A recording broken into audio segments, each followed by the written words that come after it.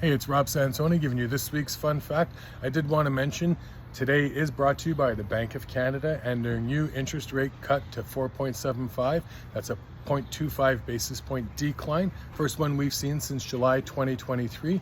And according to the Government of Canada, I'm going to read you a couple of statements that were made by the Governing Council and the Bank of Canada Governor Tiff Macklem. Some of the things that they did say was, we've come a long way in the fight against inflation.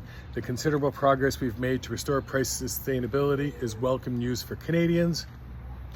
And some of the other things that I thought were funny were, we don't want monetary policy to be more restrictive than it needs to be to get inflation back on target. Really? Where have you been in the past 12 months? But if we lower our policy interest rates too quickly, we could jeopardize the progress we've made.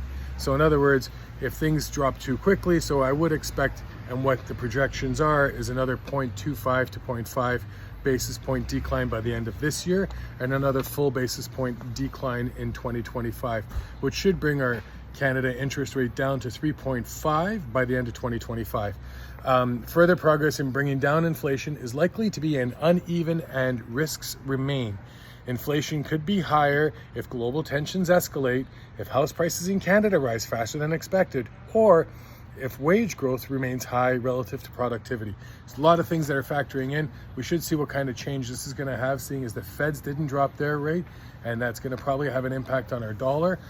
I'm Rob Sansoni. There's a lot going on here. This is a lot to unpack. If you have any questions, you want to talk about it further, feel free to reach out. I'd be more than happy to have this discussion with you.